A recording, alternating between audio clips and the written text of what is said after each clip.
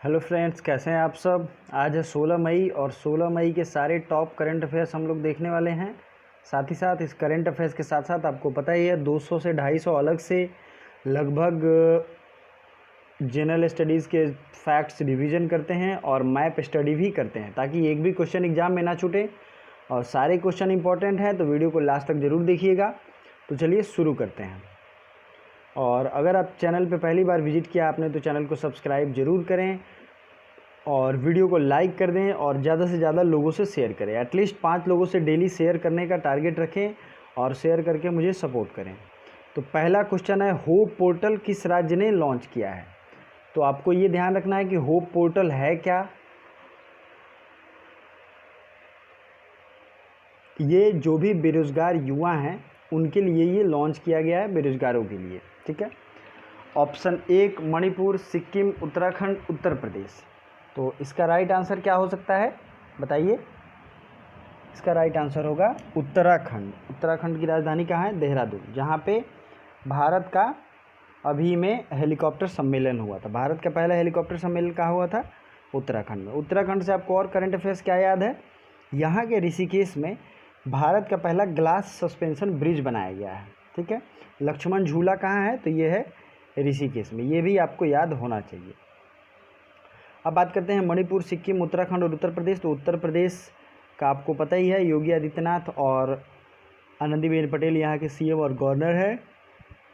मणिपुर के सीएम हैं एन बीरेन सिंह और सिक्किम के हैं प्रेम सिंह तमांग। उत्तराखंड के हैं त्रिवेंद्र सिंह रावत, यहाँ के सीएम हैं।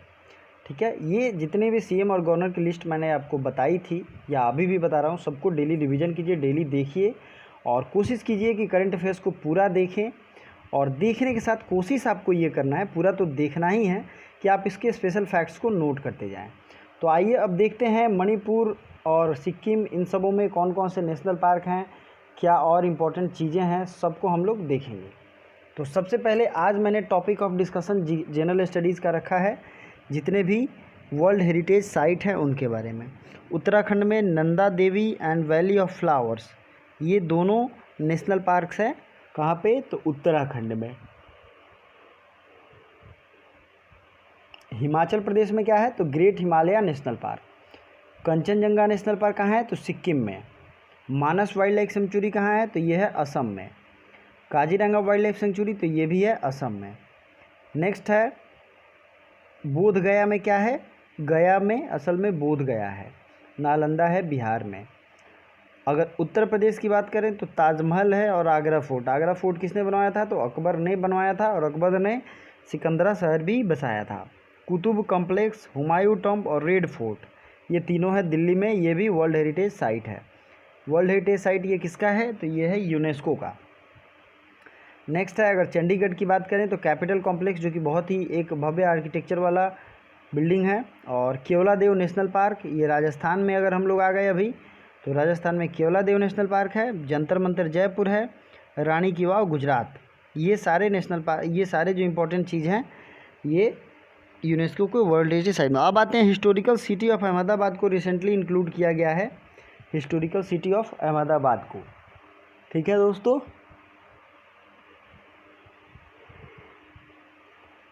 नेक्स्ट अब मध्य भारत में आते हैं तो सांची स्तूप, जिसको किसने बनवाया था? तो सांची स्तूप को बनाया था अशोक ने। और rock shelter of Bhimbetka, Bhimbetka का जो रॉक शेल्टर है ये भी है मध्य प्रदेश में। कई बार क्वेश्चन पूछा गया है। खजुराहो ग्रुप ऑफ टेम्पल कहाँ है? तो ये है खजुराहो मध्य प्रदेश में। सन टेम्पल कहाँ है? तो कोणार्क उड़ीसा में है।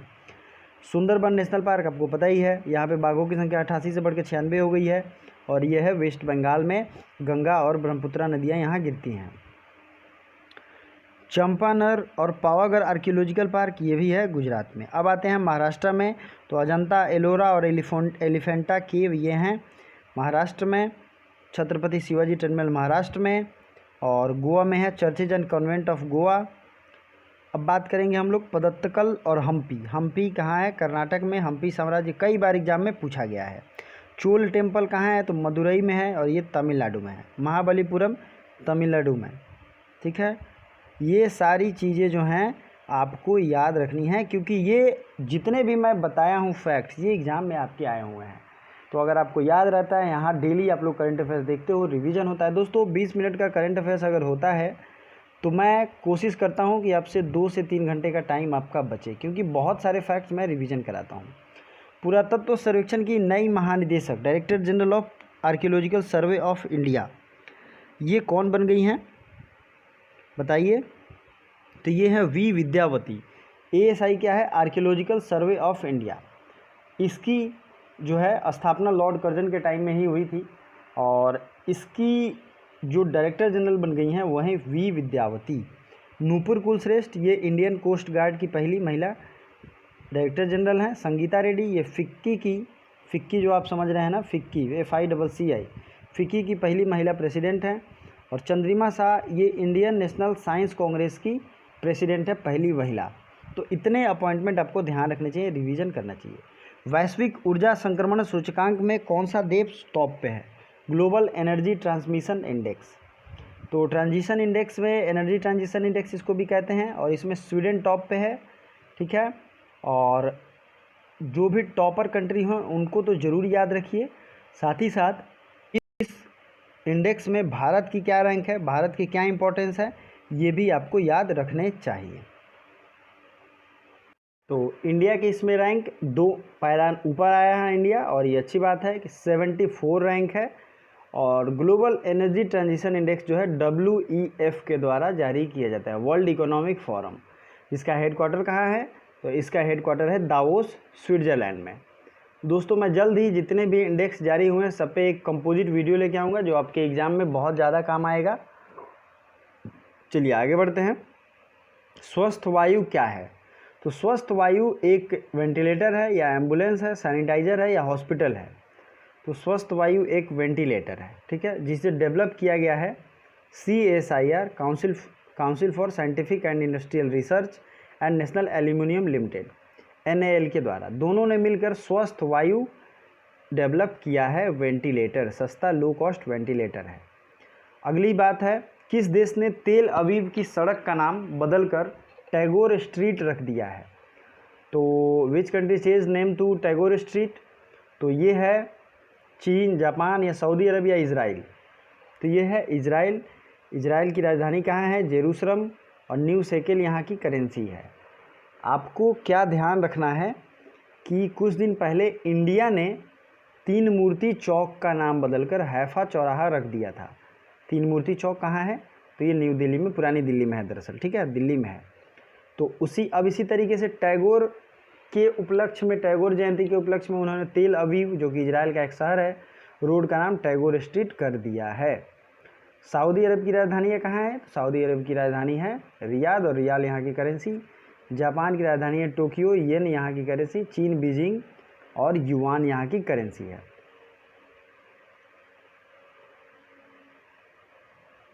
तो पिछले दिन के करंट अफेयर्स में मैंने लगभग सारे देशों की राजधानी और करेंसी बताए थे, तो डेली देखते होंगे तो आप लोग को याद भी होगा। चलिए अगला क्वेश्चन देखते हैं, किस पैरा एथलीट ने संन्यास लेने का फैसला किया है? तो ये हैं दीपा मलिक, इन्होंने संन्यास लेने का फैसला किया है। और ये पैरा एथलीट क्या होता है? जो भी लोग विकलांग होते हैं उनके लिए पैरा ओलंपिक या पैरा एथलीट की सुविधा दी गई है। पैरा मतलब होता है आधा, ठीक है। तो ये हैं दीपा मलिक। और आगे देखते हैं। इससे पहले आपने अगर इस चैनल पे पहली बार विजिट किया है तो चैनल को सब्सक्राइब कर दें, वीडियो को लाइक कर दें, और ज़्यादा से ज़्यादा लोगों के बीच शेयर करें। अगला क्वेश्चन है, फीफा अंडर 17 विश्व कप होगा। फीफा अंडर 17 विश्व कप कहाँ होगा? तो ये होगा भारत में, और ये 2021 में होगा। इसका आयोजन किया जाना था 2020 में, लेकिन ये अब होगा कोरोना वायरस की वजह से 2021 में। आपको क्या ध्यान रखना है कि फीफा जो है, इसका फुल फॉर्म होता है federation day international day football association, FIFA. ये फ्रेंच नेम है, और इसका जो स्थापना हुआ था ये हुआ था 1904 में। आपको, आपके लिए होमवर्क है कि फीफा का हेड क्वार्टर कहाँ है। जहाँ भी है, जो भी इसका राइट आंसर है आपको कमेंट करके बताना है।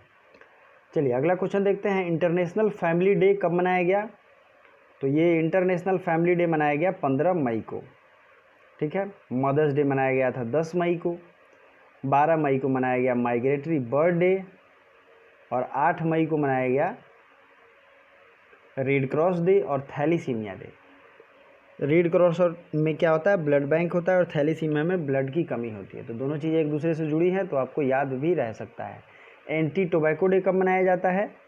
तो एंटी टोबैको डे मनाया जाता है 31 मई को, ठीक है। 22 मई को क्या मनाया जाता है? अब मैं रैंडमली आपसे पूछ रहा हूँ, तो 22 मई को मनाया जाता है बायोडाइवर्सिटी डे, ठीक है दोस्तों। और अगर मई महीनों की और भी डेज़ आपको याद करने हैं तो मैं इस पर एक वीडियो अलग से लेके आऊँगा, तो उसमें आप लोग टोटल रिवीजन कर लेंगे। और जो अभी पॉसिबल है, जैसे 1 मई को क्या मनाया जाता है, तो 1 मई को इंटरनेशनल लेबर ऑर्गेनाइजेशन के द्वारा मनाते हैं मजदूर दिवस, ठीक है। इंटरनेशनल ILO का हेड क्वार्टर कहाँ है? तो इसका हेड क्वार्टर है ILO का, ये है जेनेवा स्विट्ज़रलैंड में। ILO की स्थापना हुई थी 1919 में। तो ये सब चीज़ें आपको याद रखनी चाहिए। WHO की स्थापना कब हुई थी? 1948 में। WHO का हेड क्वार्टर कहाँ है? जेनेवा में। उसी तरीके से जो भी इंटरनेशनल ऑर्गेनाइजेशन आई है, सबके हेड क्वार्टर हम लोग रिवीजन कर लेते हैं। जैसे कि अंकटाड का हेड क्वार्टर भी है जेनेवा में। WHO जेनेवा आपने देखा। WTO का हेड क्वार्टर कहाँ है? वर्ल्ड ट्रेड ऑर्गेनाइजेशन, जिसकी स्थापना 1995 में हुई थी, तो ये भी है जेनेवा में। अब बात करते हैं यूनेस्को का। तो यूनेस्को का कहाँ है? पेरिस में। यूनेस्को का हेड क्वार्टर कहाँ है? पेरिस में। यूनिसेफ का हेड क्वार्टर कहाँ है? न्यूयॉर्क में। यूनाइटेड नेशंस का हेड क्वार्टर कहाँ है? ये भी है न्यूयॉर्क में। यूनाइटेड नेशंस की स्थापना कब हुई थी? 24 अक्टूबर 1945 को। और ये किस एग्रीमेंट के तहत हुआ था 24 अक्टूबर 1945 को? तो ये हुआ था सैन फ्रांसिस्को एग्रीमेंट के तहत। इसमें अभी 193 कंट्रीज़ है, ये आपको ध्यान रखना चाहिए, ठीक है। सॉरी, मैं थोड़ा सा इसमें अभी इसको कंफर्म नहीं बता सकता हूँ 193 होगा, बट इसको मैं अपडेट कर दूंगा। इसमें 1-2 कंट्री लास्ट में जुड़े भी हैं, ठीक है। तो अभी इनकी कंट्रीज़ की संख्या ज़्यादा है। नेक्स्ट आपको और से कौन कौन से ऑर्गेनाइजेशन जो जिनमें भी भारत जुड़ा है, जैसे G20 20 डेवलपिंग कंट्रीज़ का समूह है, और इसमें डेवलप्ड कंट्री भी आते हैं। इसकी स्थापना 1999 में हुई थी। BIMSTEC, bay of Bengal initiative for multi sectoral and technical cooperation, इसका हेडक्वार्टर है बांग्लादेश की राजधानी ढाका, ढाका और टाका करेंसी है। सार्क का हेडक्वार्टर है काठमांडू में। सार्क की स्थापना हुई थी 1985 में। आसियान का हेडक्वार्टर है इंडोनेशिया की राजधानी जकार्ता में, और आसियान की स्थापना हुई थी 1967 में, ठीक है। ये सारी की सारी इन्फॉर्मेशन आपके बहुत ज़्यादा काम की है। एक ऑर्गेनाइजेशन है SCO, संघाई कोऑपरेशन ऑर्गेनाइजेशन, जिसकी स्थापना एक तरीके से देखा जाए तो 1999 में ही हुई थी, लेकिन फॉर्मली इसके बाद इसको फिर से एक बार SCO नाम दिया गया। पहले इसका नाम था संघाई 5। आपको ये याद रखना है कि 2014 में भारत और पाकिस्तान को 2017 में भारत और पाकिस्तान को एक बार इसमें पार्टिसिपेशन दिया गया, ठीक है। और उसके बाद एक बैंक की स्थापना की गई, न्यू डेवलपमेंट बैंक, जिसका हेडक्वार्टर है बीजिंग, ठीक है। और बीजिंग में और कौन कौन से बैंक का हेडक्वार्टर है? तो वो है न्यू डेवलपमेंट बैंक तो है ही, AIIB, Asia infrastructure investment bank. दोस्तों मैं इसलिए इतने सारे फैक्ट्स बता रहा हूँ कि सब फैक्ट्स एक दूसरे से जुड़े हुए हैं। अगर आप लोग scientific theory of any great scientist पढ़ोगे, जैसे पैवलोव हुए, इवान पैवलोव, या फिर कोई भी DF स्किनर, आप लोग अगर साइकोलॉजी पढ़े होंगे, साइकोलॉजी में ये बात मेंशन की जाती है कि चीज़ों को एक दूसरे से कनेक्ट कीजिए। इससे क्या होगा कि एक लिंक चेन बन जाएगा दिमाग में और वो याद रहेगा। मैं मोटिवेशन लेक्चर में भी बताता हूँ कि चीज़ों को कनेक्ट करने से आपको वो दिमाग में लॉन्ग टर्म तक रहेगा, आपको वो ध्यान रखना चाहिए। अब आइए आगे बढ़ते हैं। फेडरेशन कप हार्ट अवार्ड किसने दिया? पहली बार किसे दिया गया है? भारत की हैं, तो ये हैं सानिया मिर्ज़ा, क्योंकि इन्होंने मदरहुड प्राप्त करने के बाद बहुत तेज़ी से फिर से अपना बैकअप किया।